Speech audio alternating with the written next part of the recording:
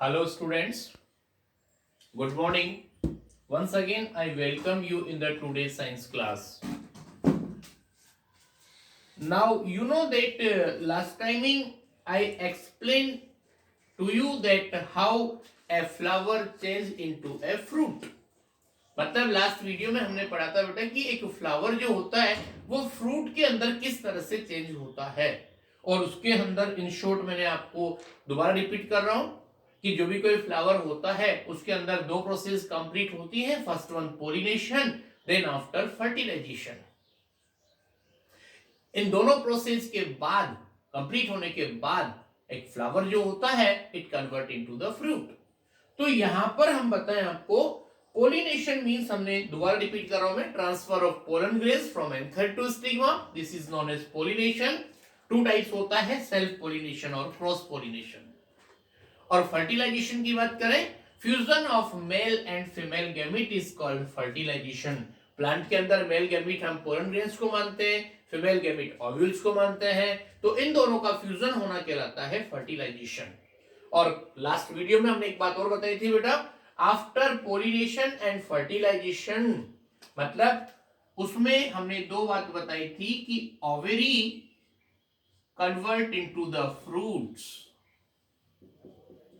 और ovules converted to the seeds. इतनी बात समझ में आ गई थी आपको. ये लास्ट टाइम तक की बात हमने पढ़ी. अब हम बात कर रहे हैं बेटा आगे about the seed dispersal. Seed dispersal होता क्या है? एक नेचुरल मैकेनिज्म होती है, एक नेचुरल प्रोसेस होता है. उसमें जो भी पेरेंट प्लांट पर फ्रूट्स के अंदर सीड लगते हैं उनका अपना पेरेंट प्लांट से दूर जाना, ये कहलाता है आपका सीड डिस्पर्जल. ये शायद हो सकता है अपनी 5th क्लास में ही पढ़ा हो. और इसमें क्या होता है कि अगर सपोज करो कि ये प्रोसेसिंग नहीं होती ये तो क्या होता है कि किसी भी फ्रूट के अंदर सीड बनते हैं और वो उसी के पास में गिर जाते हैं और वहीं वापस से बेबी प्लांट प्रोड्यूस होते हैं. तो उसमें हर चीज के लिए कंपटीशन होता है, for space, for taking food और raw materials whatever may be. और रिजल्ट क्या होता है बेटा? Due to the overcrowding कोई भी बेबी प्लांट फुली डेवलप नहीं हो पाता, फुली ग्रोन नहीं हो पाता. इस चीज को कंट्रोल करने के लिए नेचर ने सीड डिस्पर्जल का प्रोसेस एडॉप्ट किया. और सीड डिस्पर्जल कैसे होता है देखो हम बता रहे हैं आपको. वो कुछ नेचुरल एजेंट्स होते हैं उनकी वजह से होता है. फर्स्ट नंबर बता रहे हैं हम आपको, that is the seed dispersal by wind. Seed dispersal by wind. अब देखिए जिन सीड्स के को बाय विंड डिस्पर्स्ड होना होता है उनके अंदर आपको कुछ बातें मिलेगी. First number, such is that is the seeds are light. So इसमें कुछ बातें होगी. Seeds are light in wait.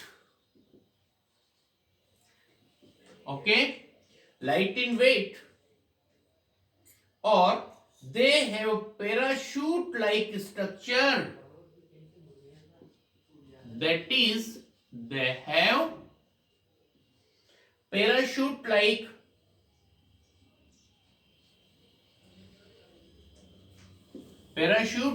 structure. That is parachute like structure. जब कभी भी इसमें विंड ब्लोइंग होगी तो लाइट वेट होगा, पैराशूट जैसी कोई दूसरी स्ट्रक्चर भी अवेलेबल होगी. Then they easily fly in the air and go to the far away places from the parent plant. और इसके एग्जाम्पल के बारे में हम बात करें, इसमें होगा आपके पास pine, drumstick, maple. Please remember, maple, pine और नेक्स्ट वन ड्रमस्टिक. ये एग्जाम्पल होंगे जिनमें सीड डिस्पर्जल बाय विंड होता है. सेकंड नंबर होगा बेटा that is the by animals. seed dispersal by animals। देखिए बहुत सारे एनिमल्स होते हैं जो अपने साथ में किसी भी फ्रूट को कंज्यूम करने के बाद या उनके बॉडी पार्ट से सीड्स अटैच्ड हो जाते हैं।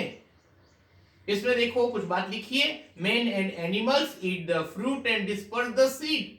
मतलब एनिमल और ह्यूमन बीइंग ये किसी भी फ्रूट को काम में लेते हैं और सीड को डिस्पर्स कर देते हैं। इसमें सबसे इंपॉर्टेंट रोल होता है that is about the birds. Next number होगा ह्यूमन बीइंग, और नेक्स्ट नंबर होगा एनिमल्स। ये सब सीड डिस्पर्सल में हेल्प करते हैं। इतनी बात समझ में आ गई। और यहां पर बात सुनना, इसमें जिनमें सीड डिस्पर्सल बाय एनिमल्स होता है ना, उनके कुछ स्ट्रक्चर इस तरह की होती है कि उसमें कुछ हुक टाइप स्ट्रक्चर होती है, that is the hook, like hook और स्पाइन्स, या तो उसमें कांटे होंगे या हुक्स होंगे, स्पाइन्स लाइक स्ट्रक्चर, और वो एनिमल बॉडी से चिपकेगी और उसके बाद वो सीड वहां से फार डिस्टेंस में चला जाएगा। इसके एग्जाम्पल बता रहे हैं आपको, ओनली वन एग्जाम्पल अभी तक जो दिया है दैट इज द कोकल बुर। एग्जाम्पल दैट इज कोकल बुर, दैट इज कोकल बुर। Okay sir. और उसके बाद हम बात करते हैं बेटा third number, that is the by water. Water से सीड डिस्पर्सल किसमें होता है? बहुत फेमस नेम आ रहे हैं बेटा आपके पास में, that is the what, coconut and the lotus. Some seeds such is the coconut. Coconut के अंदर आपने देखा स्पंजी फाइबर्स होते हैं, लोटस के अंदर भी ऐसा होता है। इसके अंदर क्या मिलेगा आपको? Spongy fibres. और दैट इज एग्जाम्पल आपको क्या मिलेंगे? और यहां एक और बात मिलेगी, थिक आउटर कॉट। इसमें एग्जाम्पल होगा कोकोनट, नेक्स्ट नंबर लोटस। ये दोनों बातें याद रहेगी। उसके बाद नेक्स्ट वाली एक लास्ट बात बता रहे बेटा, seed dispersal by explosion, that is the, इधर देखिए fourth number, by explosion. Explosion means होता क्या है मैं आपको बता दूं। जब कोई भी फ्रूट होता है, अगर उसको कोई कंज्यूम नहीं करता है, एक पर्टिकुलर टाइम के बाद फ्रूट सूख जाएगा, उसके अंदर के सीड भी कंटिन्यूस सनलाइट गिरने की वजह से एक पर्टिकुलर टाइम के बाद ऑटोमेटिकली उसमें एक एक्सप्लोजन, एक विस्फोट होता है और उसके अंदर से सारे सीड उसके पेरेंट प्लांट से बहुत दूर जाकर के गिर जाते हैं। Some of the fruit like the, इसमें कुछ नेम्स आ रहे हैं आपके पास, पी केस्टर। एग्जाम्पल का फर्स्ट नंबर होगा पी, मटर में ऐसा होता है, केस्टर अरंडी बोलते हैं इसको, इसमें ऐसा होता है। और एक ये दो एग्जाम्पल होंगे जिसमें क्या होगा, by explosion mechanism seeds are transfer to distance place. और एक और बात नेम आ रहा है यहां पर, that is the rubber plant. So rubber plant के अंदर ये भी इसका एग्जाम्पल होगा,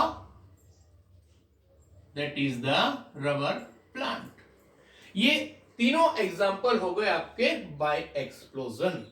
So these seeds of rubber plant can fall 10 meter away from the parent plant. So in this manner, our this lesson study matter is over here. Or now we are giving you some writing work that is about the check your knowledge. Please look here. In this lesson we have total to check your knowledge or remaining work. So please look now. Check your knowledge first. इसमें आपको 2 दे रखे, first name the following और second true false. तो यहां पर ध्यान से देखना, that is the check your knowledge first. Check your knowledge first में फर्स्ट क्वेश्चन है बेटा आपके पास, that is name the following. और नेम द फॉलोइंग का क्वेश्चन नंबर मतलब मैं आपको आंसर नंबर फर्स्ट बताऊंगा, और क्वेश्चन है आपके पास the mode of reproduction in which only one parent is involve. Answer होगा asexual reproduction, that is the asexual reproduction. Answer number second, बेटा क्वेश्चन है आपका flower which contain either male और फीमेल रिप्रोडक्टिव पार्ट। एक ऐसा flower जिसमें या तो मेल पार्ट ही मिलता है या फीमेल ही मिलता है, उसको बोलते हैं unisexual flower. Unisexual flower, asexual reproduction, unisexual flower. Answer number third देखिए क्या कह रहा है आपसे।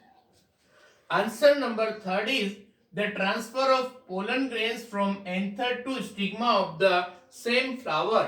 इसका आंसर होगा that is self pollination. Self pollination, same flower लिखा है इसलिए पोलिनेशन होगा। Now next one that is the true false.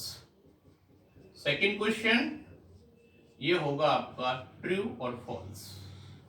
इसमें देखिए बेटा आपके पास 4 क्वेश्चंस हैं, नंबर 1, 2, 3 और next one that is the fourth.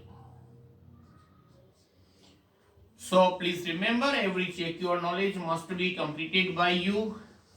जैसा हम पहले करते आ रहे हैं उसी प्रोसेस के अंदर। बेटा से क्वेश्चन फर्स्ट है, vegetative reproduction in dahlia occurs by leaf. This is the statement that is the false. Next one, mosses and fern reproduce by spore formation, or this statement that is the true. Gynoecium is the female reproductive part, that is also true. Next number, yeast reproduce by fragmentation, this statement is false. इतनी बात complete हो गई। और उसके बाद only check your knowledge second बता रहा हूं बेटा, उसमें देखिए चेक योर नॉलेज सेकंड, इसमें ओनली एक ही क्वेश्चन है और उसमें है that is fill in the blanks. Fill in the blanks, इसमें आपके पास 1, 2, 3 और 4 क्वेश्चन है। First question, after fertilisation that is your answer zygote is formed.